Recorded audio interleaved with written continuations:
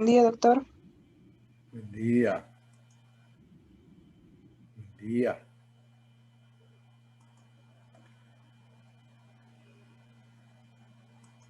Bien, entonces veamos este caso clínico de un adolescente, 14 años, que consulta porque tiene episodios recidivantes de dolor de garganta y fiebre alta. Entonces es un escenario donde con la fiebre alta, dolor de garganta, tendríamos que pensar en amigdalitis bacteriana. Eso es lo que cuenta él. Y cuenta también que no tiene compromiso del resto de la vía respiratoria, o sea, no tiene síntomas nasales ni traqueobronquiales, que básicamente se resumen en tos, no tiene tos. Entonces acuérdense de los criterios de Centor, que les he recomendado que estudien, y en los criterios de Centor estaríamos empezando a acumular puntos para decir empíricamente es posible que sea una amigdalitis bacteriana de lo que está hablando el paciente. En el momento de la consulta está asintomático. Él cuenta una historia. Y dice también que cada vez que ha tenido estos episodios ha tenido tratamiento antibiótico. Entonces, si los médicos han actuado con criterio, ese también es un elemento que nos indica que han sospechado y que posiblemente han confirmado amigdalitis bacteriana. Debiera ser así. No siempre, lamentablemente, en nuestro medio es el caso. Bueno, entonces se está configurando la historia de una amigdalitis recurrente de tipo Pultácea bacteriana. En el examen físico de ese momento, como está asintomático, el paciente puede no presentar ningún cambio. Nosotros examinamos la orofaringe, buscamos en el cuello, no, nada, ningún elemento anormal. Pero pudiera ser también que con esa misma historia, un paciente consultara en pleno episodio, en cuyo caso seguramente encontraríamos amigdalitis de tipo bacteriano. Entonces, el motivo de la consulta del paciente en este último caso es solucionar el problema actual, pero más que eso, en el caso primero también, lo que están queriendo los pacientes y por lo que consultan es para solucionar la recurrencia. Ya no quieren tener más de esto, están preocupados, quieren que se pare. Y ya se ha hecho tratamiento médico en cada episodio y sigue el problema. Entonces ya estarán ustedes deduciendo que aquí va a haber un otro tipo de solución.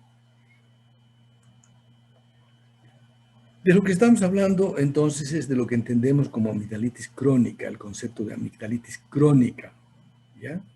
Que es una situación donde hay amigdalitis pultácea recurrente, recidivante, una y otra vez a lo largo de meses, más que meses, años. ¿Por qué ocurre esto? Sucede que los episodios de amigdalitis pultácea sucesivos llevan a cambios estructurales histopatológicos al interior de la amígdala, que conducen a que la amígdala se convierta en un foco, en una fuente de infección que no responde al tratamiento médico. Y en estos esquemas vamos a entender por qué. Esta es la configuración o la arquitectura de una amígdala normal, que al corte, a lo largo, muestra una superficie con un epitelio. Debajo del epitelio tenemos estas formaciones circulares que son nódulos linfoídeos, pequeñitos, debajo del epitelio, y que fíjese que están en gran cantidad, sobre todo debajo de la cubierta. Y tenemos estas grietas acá, que lo que representan es el corte que se ha hecho a través de un fondo de saco que es la cripta de la amígdala, o a veces son como grietas, y al corte se ve como si fueran unas estructuras digitiformes. Debajo de este epitelio, de la cubierta linfoepitelial, hay una estructura que es el eje conjuntivo vascular, un poco tejido conjuntivo en realidad, pero después de muchos episodios de amigdalitis bacteriana terminamos en esto, ¿ya? Una destrucción de esa arquitectura que ya no va a funcionar como un elemento de captura de gérmenes, porque la disposición anterior que vieron es como si nosotros plegáramos. No sé si conocen un filtro de aire en un motor de combustión. Es una cantidad o está constituido por un pliegue de unas láminas de papel como en forma de acordeón, pero más grandes. Y el objetivo es ese, que armen una gran superficie capaz de captar las impurezas del aire antes de entrar al motor. En el caso de la amígdala, la superficie se agranda para que estos folículos linfoídeos entren en contacto con la mayor cantidad posible de gérmenes. Y este sistema, que es parte de un sistema mucho más grande de defensas, empiece a desarrollar anticuerpos. Entonces, todo eso se destruye. Fíjense que hay extensa fibrosis y más todavía. Estos fondos de saco que vieron que quedaban comunicados al exterior, así como están estos dos, por ejemplo, al final quedan rodeados de fibrosis en forma de quistes. Y al interior de estos quistes se quedan gérmenes que no son erradicados por el tratamiento antibiótico. Y son los que explican la recurrencia. Una situación clínica. Otro caso. Una niña de 7 años que duerme con la boca abierta desde los 4 años, o sea, 3 años que ya está con este problema de boca abierta y ronquido, ronca en la noche. Y aparte del ronquido, lo más preocupante es que por momentos deja de respirar. 5, 7, 10 o más segundos sin respirar, para de respirar y luego hace esta inhalación profunda y retoma la respiración. Bueno, además, los papás dicen que no está queriendo comer alimentos sólidos como carne, pan. Examinamos la garganta, la orofaringe y vemos que hay una gran hipertrofia amigdalar. Las amígdalas están prácticamente juntas en la línea media. Esta es la úvula. Entonces tenemos lo que se llama una hipertrofia obstructiva de las amígdalas, que puede presentarse como hipertrofia aislada, sin infección, o puede también tener la historia de amigdalitis recurrente. Son dos hechos independientes, pero que pueden coexistir. Entonces, en resumen, estamos hablando de indicaciones de amigdalectomía.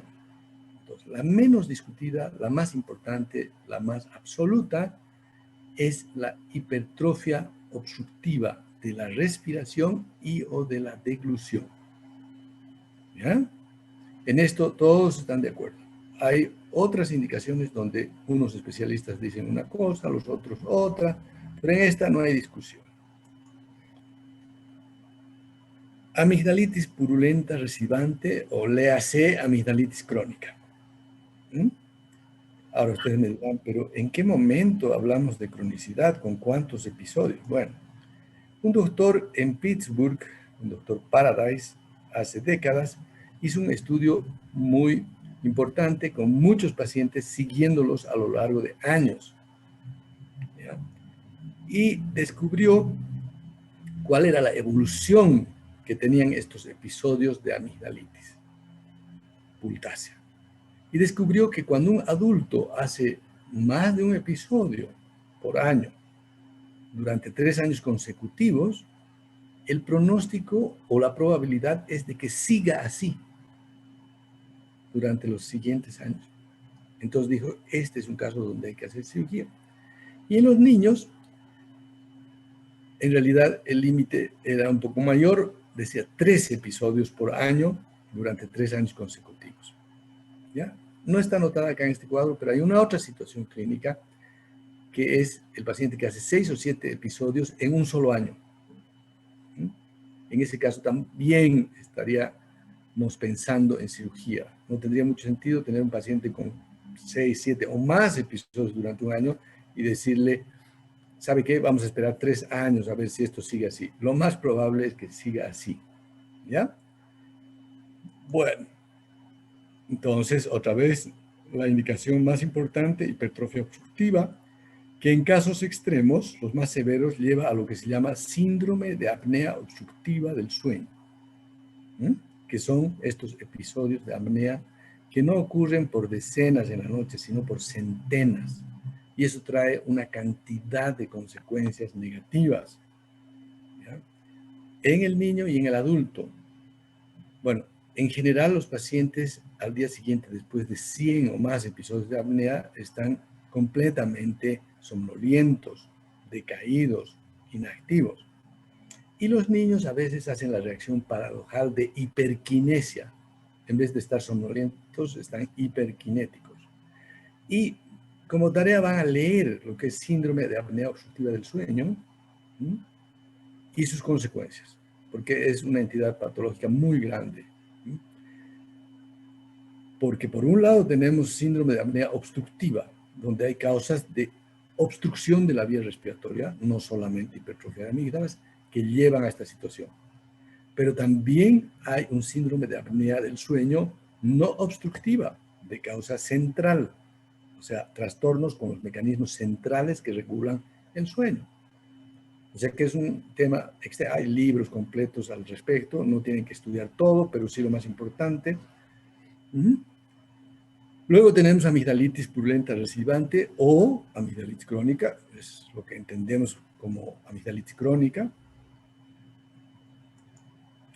Pero también importante indicación, aunque no tan frecuente, el absceso periamigdalino recurrente.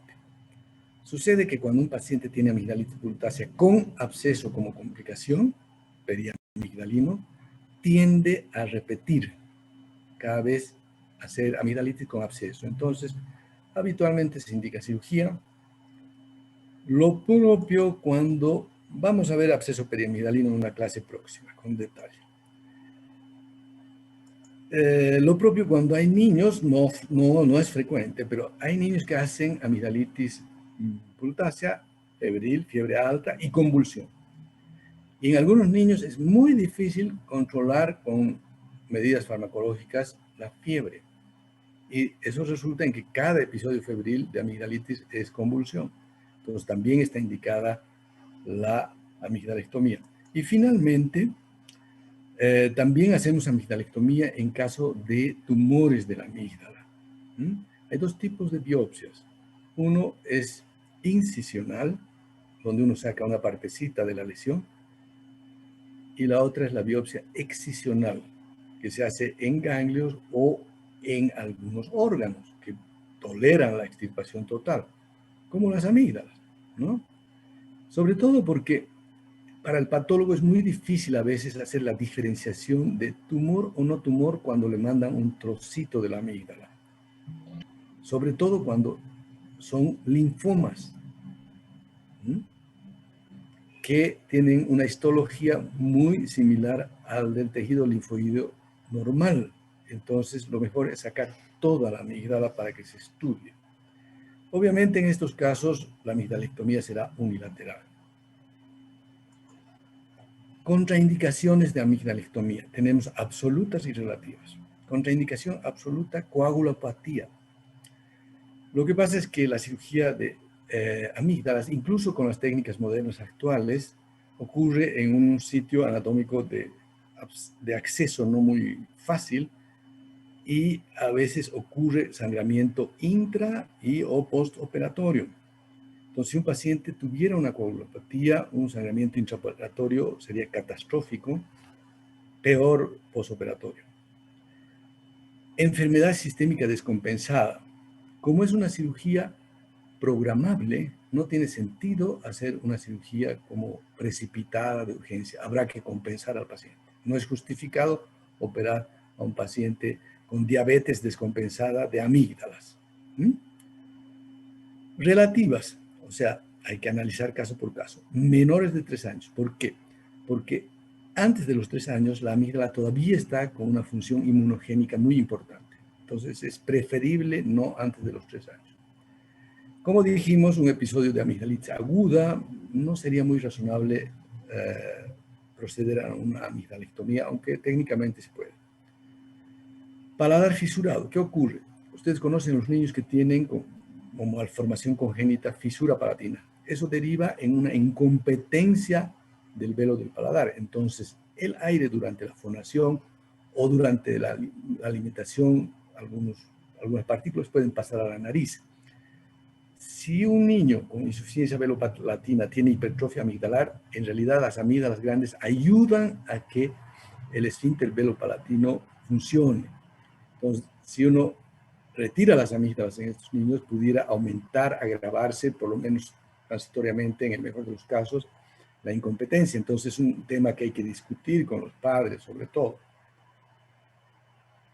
En cuanto a la técnica, actualmente la técnica es muy segura, se hace con paciente intubado, ya no se hacen anestesias locales, entonces hay buena exposición del campo quirúrgico, buenos aparatos que apoyan a la hemostasia, no debiera tener complicaciones la amigdalectomía actualmente.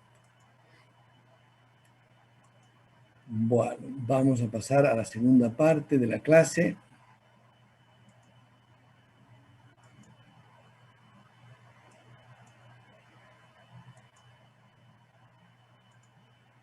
Y tenemos el caso clínico de un niño de 10 años que también respira por la boca día y noche, ronca, hace apneas. Entonces ustedes ya estuvieran pensando en algún factor obstructivo de la vía respiratoria alta. Podrían ser amígdalas, podrían ser. Pero las amígdalas hipertróficas severas producen obstrucción también para la deglución. Y este paciente no tiene dificultades para la deglución. Y cuenta además que con los episodios de gripes o resfríos aumenta su sintomatología. Entonces, de todas maneras, nos vamos a examinar la orofaringe. Primero, examinamos la cara del paciente y vemos que hay cambios. Si se fijan ustedes, el niño está con la boca abierta, tenemos los incisivos centrales que se llaman, o se han llamado como dientes de conejo, que están muy proyectados hacia adelante, hipoplasia de maxilares superiores, hipoplasia de mandíbula. Esta fase tiene un nombre. Examinamos la orofaringe, esta es la lengua que se deprime de esta forma, no se ven las amígdalas grandes, no sale bien en la foto, pero no están grandes. Y lo que sí llama la atención es el arco dentario muy estrecho, el paladar alto, ojival, excavado, muy notorio, y la posición atípica esta de los incisivos. Entonces, nada en orofaringe que explique. ¿Qué haríamos? Tenemos que examinar la nariz. Rinoscopía anterior. Nada anormal en la rinoscopía anterior. ¿Cómo seguimos? Si consideramos la vía respiratoria más alta, ya examinamos la orofaringe, la nariz anterior, faltaría la nariz posterior. La región posterior de la nariz se examina por rinoscopía posterior, que consiste en deprimir la lengua con baja lengua y se pasa un espejillo entibiado por detrás de la úvula y se puede ver la región coanal, la nasofaringe. Pero no es un examen bien tolerado en los niños, o sea que no podríamos contar con ello. ¿Qué hacemos? Les comento como un dato anecdótico que antiguamente se hacía un tacto de la nasofaringe. Aquí está una foto antigua donde el examinador está colocando un dedo, el izquierdo, presionando la mejilla entre los dientes para que el paciente no muerda, y con la otra mano va a introducir un dedo hasta la nasofaringe. Muy útil, permite saber exactamente si hay lesiones ocupantes de espacio, sobre todo, y lo único malo es que se ha perdido en el tiempo, ya nadie la hace, y sobre todo porque los padres cuando miran esto piensan que es una maniobra muy brutal, pero la verdad es que no es así, es muy bien tolerada, pero por esta razón ya no la hacemos. Entonces, ¿cómo examinamos la nasofaringe? Porque en resumen, no hay causa en orofaringe, la rinoscopía anterior no da nada, la posterior no la podemos hacer, no hacemos tacto, no es recomendable. ¿Qué hacemos? Para saber qué está pasando en la parte posterior de la nariz. ¿Qué dice?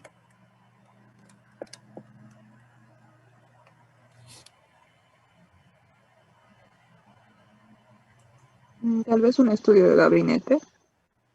Sí, habría que pasar algún tipo de examen complementario. ¿Qué sugieren? Una tomografía. Ya, Una tomografía nos daría una imagen muy completa, ¿ya? Pero la tomografía es cara, ¿m? Uno. Y la tomografía irradia.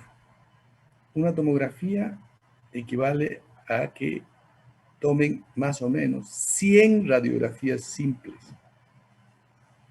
Entonces, siempre que usen tomografías, tiene que justificarse. Si pueden utilizar algún otro medio menos complicado en cuanto a efectos, ¿no? Mejor.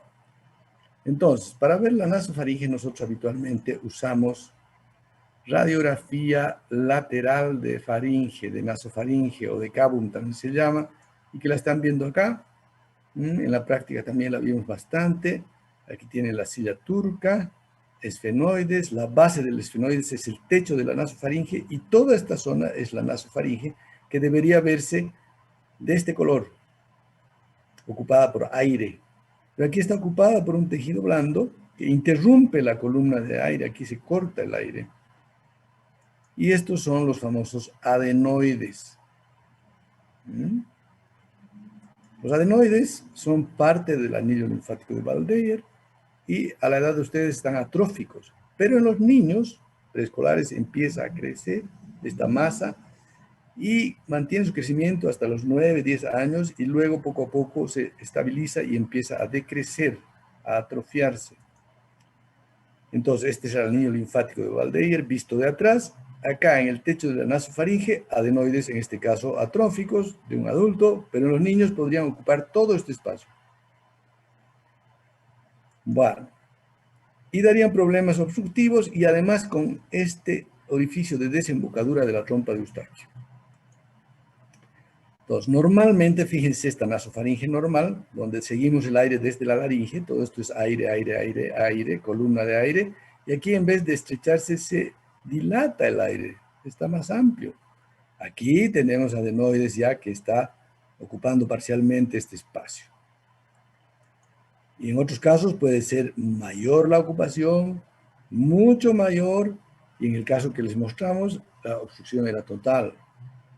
Hay varias maneras de clasificar esta hipertrofia. La más simple es dividir este espacio acá en 3 tercios, y cuando la obstrucción, cuando no hay adenoides, dicen, o se dice adenoides grado 0, pero si la hipertrofia no pasa de 33%, un tercio es una hipertrofia de grado 1, entre un tercio y 2 tercios, grado 2, y más de 2 tercios, grado 3, hasta llegar a la obstrucción completa.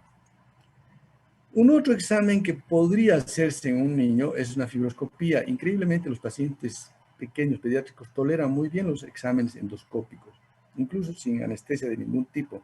Y aquí están viendo la región coanal con los adenoides, que están obstruyendo casi totalmente. Aquí hay un pequeño espacio. Entonces, este examen se podría hacer, ¿ya? Bueno, ¿y cuál es el problema de los adenoides? Fíjense que como consecuencia de obstrucción nasal crónica, que podría ser no solo por adenoides, pero en niños lo más frecuente son adenoides hipertróficos, se produce esto que se llama la facies adenoidea, que están viendo acá y que vieron en las fotos. Entonces, un paciente con boca abierta, por boca abierta crónica, el labio inferior tiende a tomar una posición colgante, los dientes con las malformaciones propias de apiñamiento de dientes por estrechez de arcos dentarios, hipoplasia maxilar superior, hipoplasia de mandíbula, porque lo que pasa, les voy a explicar. La nariz que no funciona, que está obstruida durante la infancia, no se expande ni a los lados ni en altura. Se queda pequeña, estrecha. Ahora, la presión del aire inspirado en otra situación normal, miles de veces, millones de veces a lo largo de años, es lo que produce la expansión de la nariz. Y esta expansión de la nariz es lo que comanda el desarrollo de las estructuras de la cara, de los demás huesos de la cara.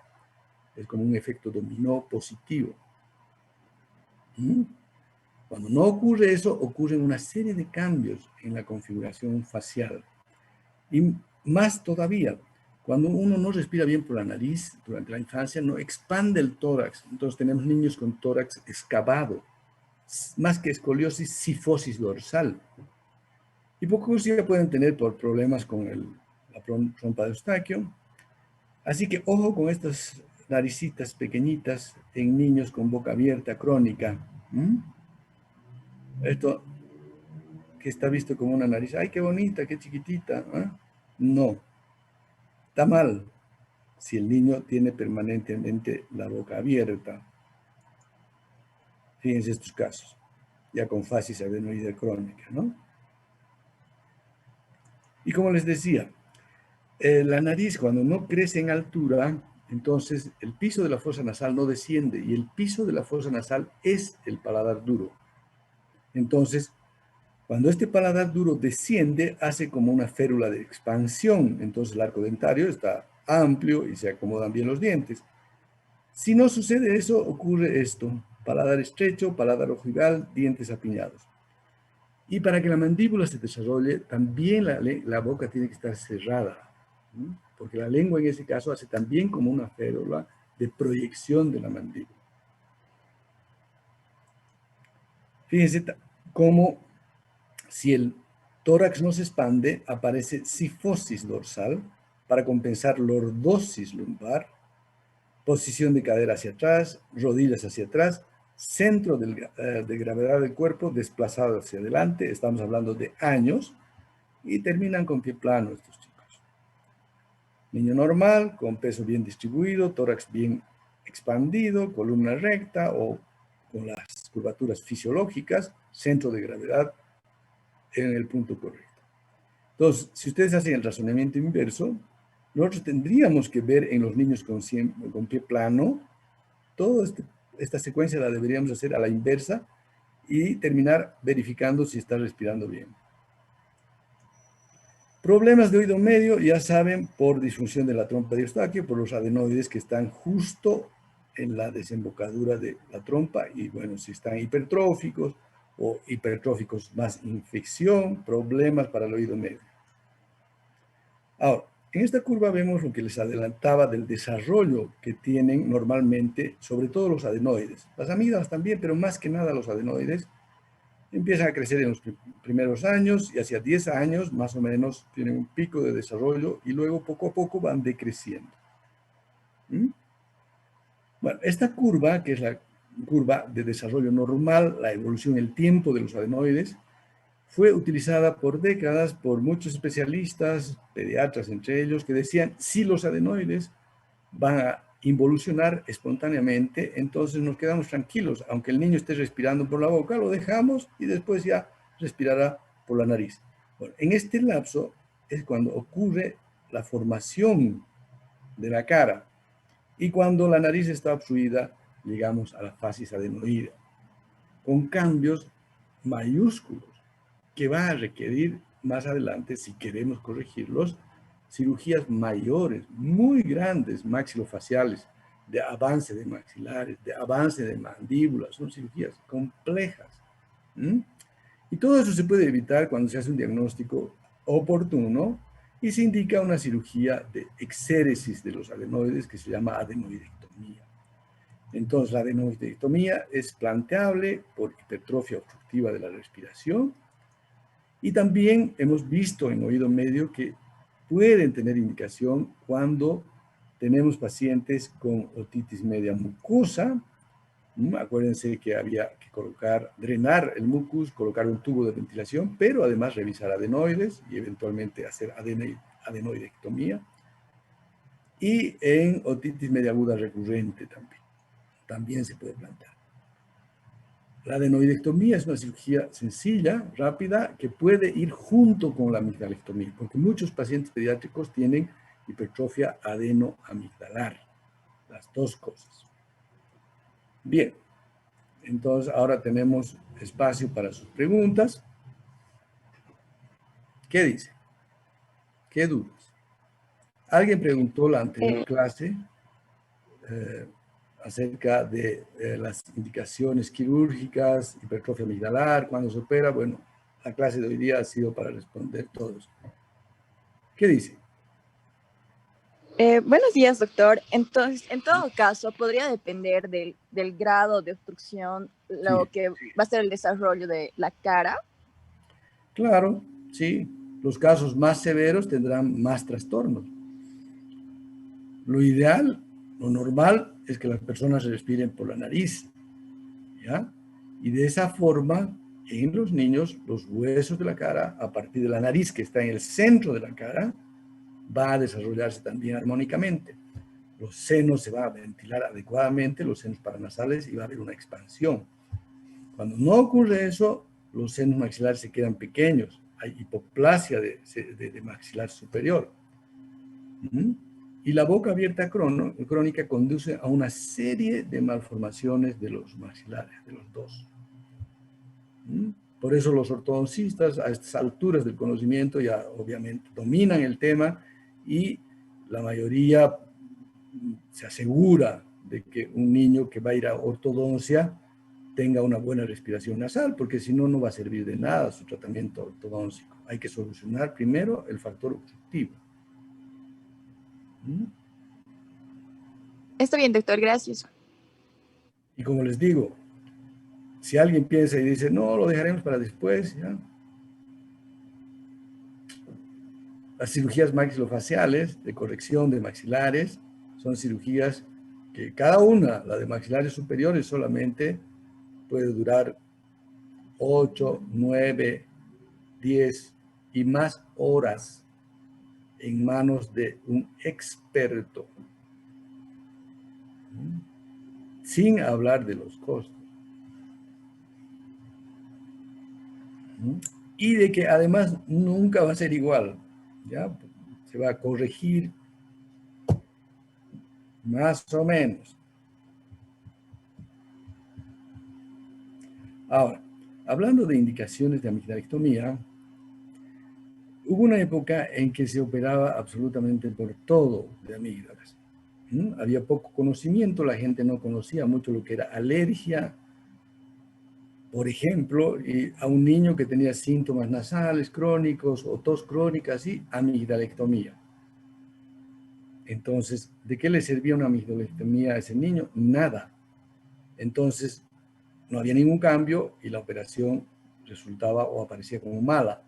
O la clásica indicación, que todavía yo escucho mucho de esto, gente que viene al consultorio y dice, doctor, me operaron de amígdalas, pero sigo igual. ¿Y por qué te operaron de amígdalas? Porque me resfriaba mucho. La operación de amígdalas no está indicada en el resfrío recurrente. Por eso es importante diferenciar faringoamigdalitis viral de bacteriana. En cambio, el paciente que es operado porque tiene amigdalitis bacteriana recurrente, como ustedes saben que la bacteriana es un proceso fundamentalmente de amígdalas, cuando se retiran las amígdalas, nunca más hay amigdalitis bacteriana. Y es la historia inversa del paciente que se acerca en la calle y dice, doctor, ¿se acuerda de mí? Y claro, un muchacho universitario operado de niño, uno no se acuerda para nada. Hay que poner una cara de, sí, sí, me acuerdo, ¿no? Me operó de amígdalas, doctor. Usted, cuando yo era chiquitito me operó de amígdalas y le cuento que nunca más tuve problemas de amígdalas. ¿Por qué? Porque la indicación era buena. Se retiró el problema y ahí termina. Y los niños, inclusive niños, se acuerdan mucho, les cuento, de cómo cambió su situación, sobre todo porque por cada episodio de amigdalitis pultácea ellos recibían un pinchazo, por lo menos. Entonces, se acuerdan, seguro que se acuerdan el momento en que eso cambió, ¿no? Una buena indicación. Y los pacientes que son operados por hipertrofia obstructiva, la noche de la operación ya están sin apneas, respirando por la nariz, ¿ya? O sea que es una buena indicación. Como les dije, es la menos discutida. En cirugía, en general, es crítica la indicación, la buena indicación. Y en amigdalectomía es vital que esté bien indicada. No le podemos pedir cosas que no puede dar la cirugía. Como les digo, antiguamente un niño no crecía mucho, estaba medio chatito y amígdalas afuera. No tenía nada que ver. Absolutamente. Y por eso también se desprestigió un poco la cirugía. Pero cuando las indicaciones son correctas, el paciente se va a ver muy beneficiado, muy beneficiado. Y con hipertrofia adenoides obstructiva, igual, ¿no? Igual, pero hay que hacerlo a tiempo, a tiempo.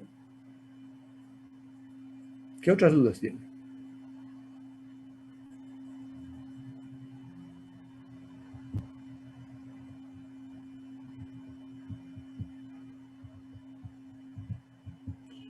Las próximas clases van a ser muy importantes porque por el tiempo hemos necesitado comprimir las clases.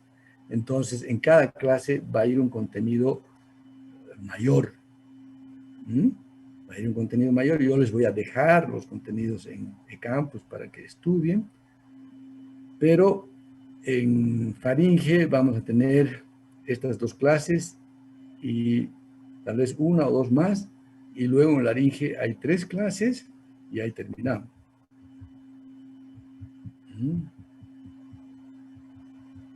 ¿Qué otras dudas? Lean lo de síndrome de apnea obstructiva del sueño. Traten de entender que hay también síndrome de apnea no obstructiva. El tema es muy amplio, pero las consecuencias son muy grandes, las consecuencias negativas de este síndrome. Lo que pasa en el caso de las amígdalas hipertróficas es que, siendo hipertróficas, cuando el paciente no está dormido, mantienen una cierta separación por el tono muscular que tienen los músculos faríngeos. A medida que uno ingresa en un sueño profundo, esta musculatura se relaja y las amígdalas se vuelven completamente obstructivas. Entonces, esa es la causa porque se empieza roncando y al final se termina con apnea, que precisamente ocurre cuando la recuperación de la apnea, cuando el paciente está en sueño profundo, lo que equivale a que alguien se parara al lado de la cama de ustedes y que todas las noches, cuando están empezando a entrar a la fase profunda del sueño, que es la fase reparadora, donde uno verdaderamente descansa, los despertara. Y eso ocurriera unas 100 o 120 o 150 veces en la noche. Imagínense cómo estarían ustedes. Y no solamente son las consecuencias en la conducta, en la somnolencia, ¿no? En los niños hay una cantidad de otros trastornos, desde enuresis, ¿ya?, que puede estar relacionada con síndrome de apnea obstructiva del sueño. Y los trastornos de conducta que pueden ser severos, muy severos, ¿no? Hay niños hiperkinéticos incontrolables y que tienen este origen. Yo, cuando llega un niñito a mi consultorio y veo que está con señales gravísimas de hiperquinesia, que desde ya la secretaria me advierte, ¿no? Porque son niños que pueden destrozar todo el consultorio. Ya sé que tengo que averiguar si hay algún problema del sueño.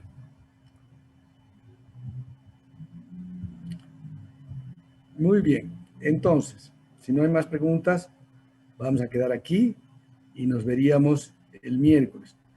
Si ustedes quieren, en alguna de las clases de la próxima semana, podemos revisar las preguntas o las respuestas de su examen. En general les ha ido muy bien, ¿ya? La mayor parte de ustedes está con notas buenas, otros muy buenas y algunos excelentes. Me avisa, en eso quedamos, que les vaya muy bien. Hasta luego, doctor. Hasta luego, doctor. Gracias. Que les vaya bien.